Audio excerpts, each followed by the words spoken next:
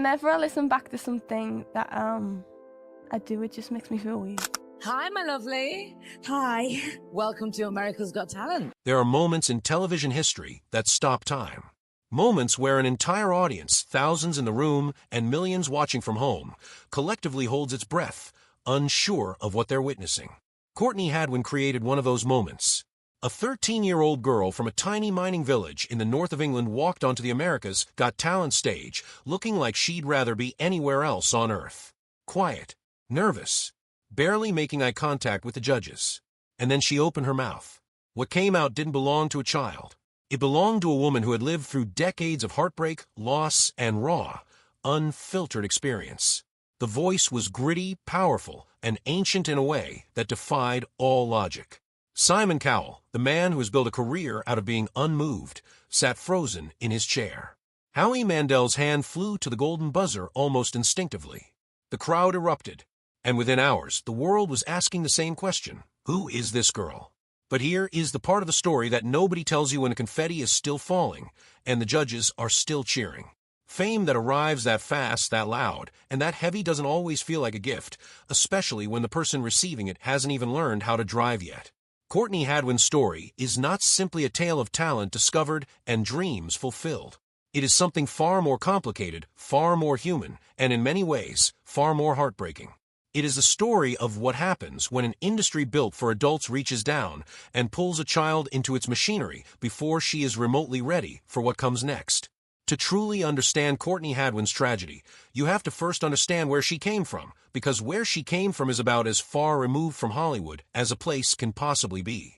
Heselden is a small former mining village situated near Hartlepool in County Durham, in the northeast of England.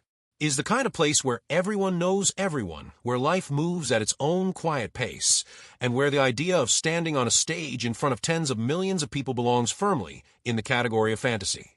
Courtney was born there on July 6, 2004, the daughter of Paul and Anne-Marie Hadwin, and she grew up alongside her younger siblings in a household that was loving, grounded, and far from wealthy. Music found Courtney early, the way it tends to find people who are genuinely meant for it. She didn't discover singing through formal lessons or stage school ambitions. She discovered it the way most children discover the things that will define them, naturally, privately, and with a kind of quiet obsession that her family noticed long before anyone else did. By the time she was 9 or 10 years old, she was singing with a seriousness that went beyond childhood hobby territory. There was something in her voice that felt different, older, shaped by emotions she couldn't possibly have experienced yet. Her mother recognized it immediately.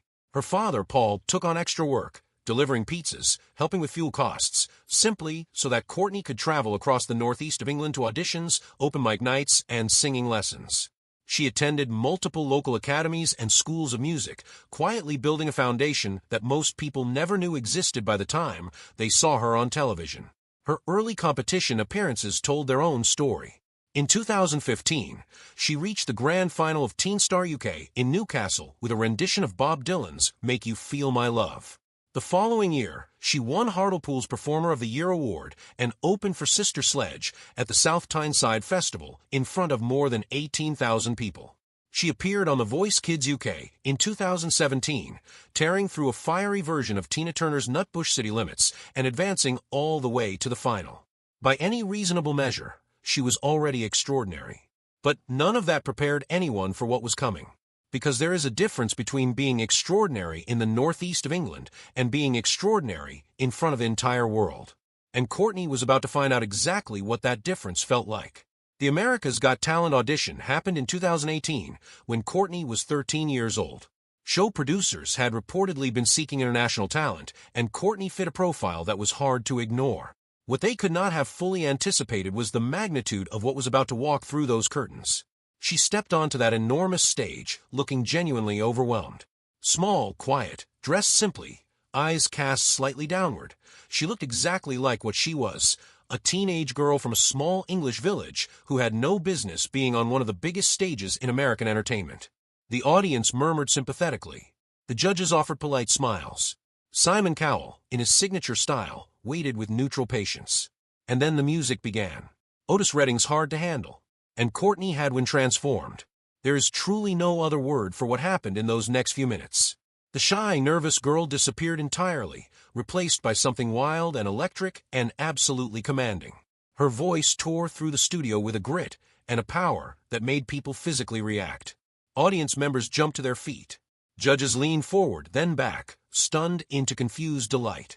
Howie Mandel reached for the golden buzzer almost before he consciously decided to, sending a cascade of gold confetti raining down onto a 13-year-old who had no idea her life was about to be unrecognizable. Simon Cowell, the man who famously never cries and rarely betrays genuine emotion, was visibly shaken. He told her directly, "You were this shy little thing when you came out. You sing, and you're like a lion." It was perhaps the most honest thing he said to her during their entire professional relationship. The audition video went viral within hours. Within days, it had accumulated views that stretched into the hundreds of millions. Headlines appeared across the globe. The British soul sensation, the 13-year-old who sang like a legend, the next Janis Joplin. Courtney advanced through the quarterfinals, the semifinals, and into the finals, delivering performance after performance that left audiences breathless. She ultimately placed 6th overall, a result that surprised many of her fans, but by that point, the industry had already decided what it wanted to do with her. Simon Cowell signed her to Psycho Music in partnership with Arista Records. The deal was announced with fanfare and excitement. Courtney described it as a dream come true. And standing outside of the machine, looking in, it genuinely appeared to be exactly that. But machines have gears. And gears have a way of grinding down the things they catch. At 14 years old, Courtney Hadwin signed a long-term recording and publishing contract with one of the most powerful label partnerships in the music industry. And almost immediately, the dream began to show its sharp edges. The problem was not malice. Nobody sat in a boardroom and decided to harm a child. The problem was something more insidious and more common in the entertainment industry, the complete and systematic failure to recognize that the person at the center of their investment was still a child, with a child's emotional needs, a child's developing identity, and a child's absolute right to figure out who she was before being told who she needed to become. The recording sessions started quickly. Co-writing sessions with teams of professional songwriters. Production meetings with industry managers. Studio time in Los Angeles that required transatlantic travel from a teenager who was still attending school and still living at home with her parents.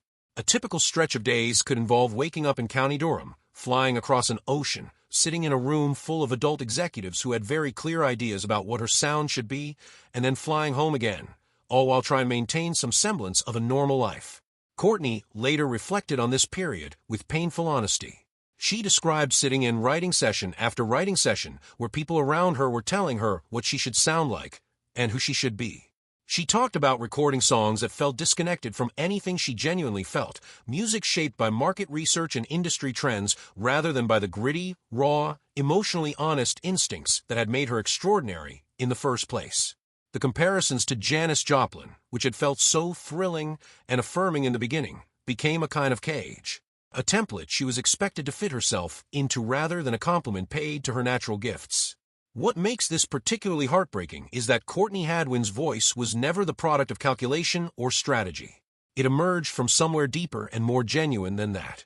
The rasp, the power, the way she inhabited a song as though she were living inside it, none of that could be manufactured, and none of it was. It was simply who she was. And the industry, in its eagerness to monetize that authenticity, began systematically dismantling the very conditions that had produced it. Confidence eroded slowly. The joy of performing, which had been the whole reason she had started singing in the first place, began to feel less like liberation and more like obligation. She was carrying the weight of significant financial investment, contractual obligations, and the expectations of a global audience that had decided she was already a finished product rather than a developing artist. She was 14 years old. At some point, and nobody can point to a precise moment, Courtney Hadwin began to disappear from public view. It happened gradually, the way these things usually do. Social media posts became less frequent. Interviews dried up. The promotional momentum that had followed the AGT season slowed, then stalled, then stopped almost entirely. Fans noticed. Online communities began speculating. Some worried about her health. Others wondered whether there had been some falling out with the label, some professional dispute that had derailed her career before it truly began. The rumor mills worked overtime in the absence of official information, filling silence with invention the way they always do. The truth was both simpler and more complex than any of the rumors. Courtney was not ill. She had not been involved in any dramatic public falling out. What she was experiencing was something far quieter and far more common among young performers who are pushed through the industry before they are developmentally ready for it. She was burning out, losing herself, and slowly realizing that the path she was on was not her own. The mental and emotional toll of her early fame years was significant.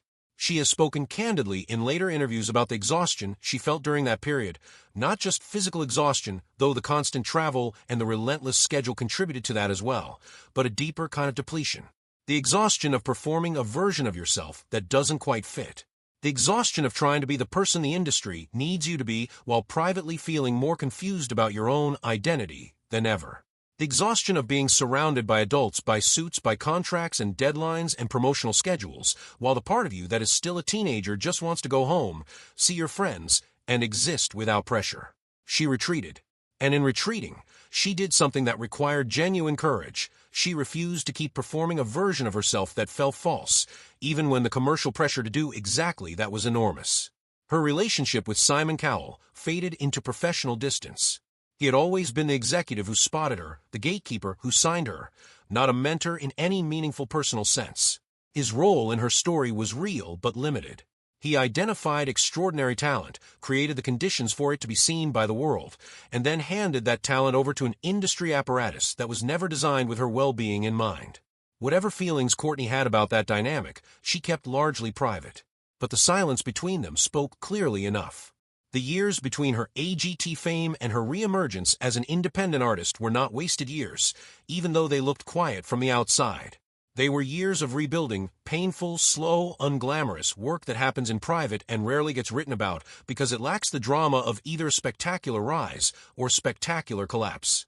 Courtney found her way back to music by stripping away everything that had been added to it. No label mandates.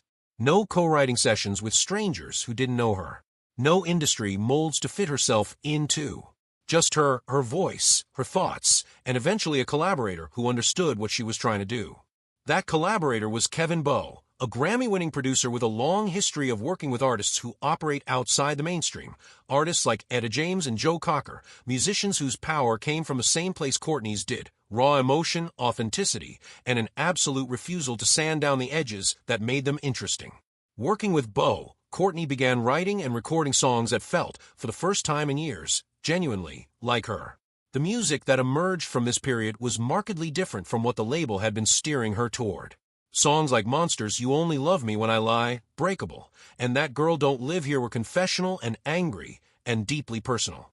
They dealt with themes of vulnerability, identity, the experience of being shaped by outside expectations, and the hard work of reclaiming yourself afterward. They were not radio-friendly in the conventional sense.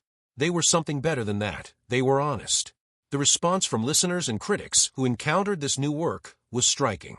Reviewers described her sound as raw and fearless. You Only Love Me When I Lie was called a blues soul anthem of genuine emotional power, the kind of song that could only have been written by someone who had actually lived through what it describes. A stripped-down, microphone-free performance video she shared online left viewers stunned, not by spectacle, but by the rare and unmistakable quality of real feeling. She was becoming, slowly and on her own terms, the artist she had always had the potential to be. Not the next Janis Joplin. That comparison, while flattering, had always been someone else's story mapped onto her. Something original, something that belonged entirely to Courtney Hadwin. Courtney Hadwin's story is personal, but is also institutional. And to treat it as purely personal, as the story of one individual's difficult journey through early fame,